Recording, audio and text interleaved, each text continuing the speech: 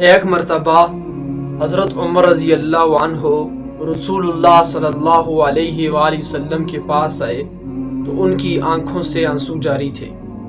آپ صلی اللہ علیہ وآلہ وسلم نے دریافت فرمایا، عمر کیوں رو رہے ہو؟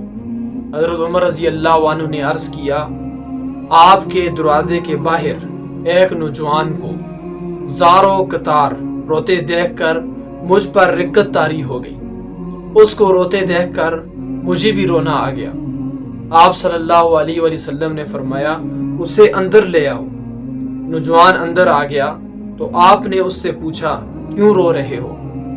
اس نے جواب میں کہا، حضور میرے گناہ حد سے بڑھ گئے ہیں اور اب ڈر رہا ہوں کہ اللہ مجھ پر ناراض ہوگا۔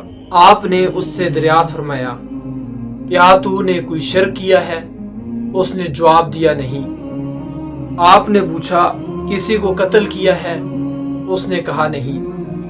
آپ نے فرمایا، اللہ تیرا گناہ معاف کر دے گا، خواہ وہ 7 آسمانوں اور 7 زمینوں سے بھی بڑا ہو۔ اس نوجوان نے عرض کیا، حضور میرا گناہ 7 آسمانوں، 7 زمینوں اور اونچے اونچے پہاڑوں سے بھی بڑا ہے۔ آپ نے فرمایا، کیا تیرا گناہ اللہ کی کرسی سے بھی بڑا ہے؟ اس نے کہا، حضور میرا گناہ کرسی سے بھی بڑا ہے۔ آپ نے فرمایا، تیرا گناہ بڑا ہے یا اللہ کا عرش؟ اس نے کہا، میرا گناہ عرش سے بھی بڑا ہے۔ آپ نے فرمایا، تیرا گناہ بڑا ہے یا تیرا معبود؟ اللہ یعنی اللہ کی معافی کی طاقت۔ اس نے کہا، اللہ بلند و برتر ہے، اللہ بہت بڑا ہے۔ آپ صلی اللہ علیہ وآلہ وسلم نے فرمایا، بڑے گناہ کو رب عظیم ہی معاف بھی کر دے گا۔ عظیم سے آپ کا مطلب تھا وہ بڑا جس کی بڑائی سب پر چھائی ہوئی ہے۔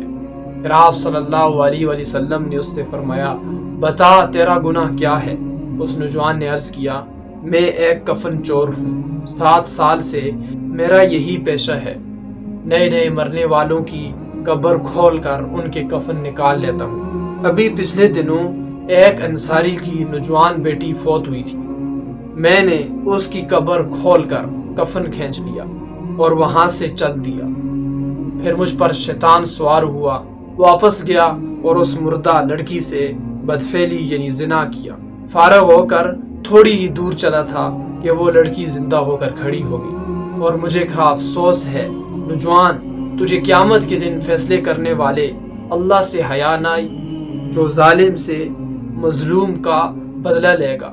تو نے مجھے اس مردوں کی بھیڑ میں ننگا کر کے چھوڑ دیا ہے اور مجھے گندا ناپاک کر دیا ہے۔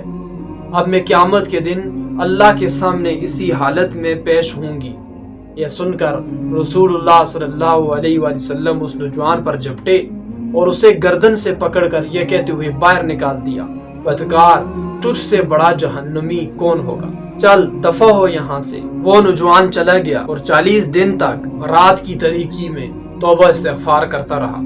40 دن کے توبہ استغفار کے بعد اس نے آسمان کی طرف منہ اٹھا کر یہ دعا کی، اے محمد، آدم اور حوا کے معبود، اللہ اگر تو نے میرا گناہ معاف کر دیا ہے تو محمد صلی اللہ علیہ وآلہ وسلم اور ان کے اصحاب رضی اللہ عنہم کو اس کی اطلاع پہنچا دے، یا پھر آسمان سے آگ بھیج دے جو مجھے جلا کر بسم کر دے، اور مجھے تو دوزخ کے عذاب سے بچا لے۔ جبرائیل علیہ السلام میرے محبوب صلی اللہ علیہ وآلہ وسلم کے پاس آئی، آپ کو سلام کیا اور عرض کیا، آپ کا رب آپ کو سلام کہتا ہے۔ آپ نے جواب میں فرمایا، وہ خود سلام ہے، ہر طرح کی سلامتی اسی کی طرف سے ہے اور ہر سلام لوٹ کر اسی کی طرف جاتا ہے۔ اس کے بعد جبرائیل علیہ السلام نے کہا، اللہ آپ سے پوچھتا ہے، کیا مخلوق کو آپ نے پیدا کیا ہے؟ آپ صلی اللہ علیہ وآلہ وسلم نے جواب میں فرمایا، مجھے اور ساری مخلوق کو اسی اللہ نے پیدا کیا ہے۔ کیا آپ ان کو روزی پہنچاتے ہیں؟ جبرائیل نے پوچھا۔ آپ نے جواب میں فرمایا، مجھے اور ان سب کو اللہ ہی روزی دیتا ہے۔ کیا آپ ان کی توبہ قبول کرتے ہیں؟ جبرائیل نے پھر پوچھا۔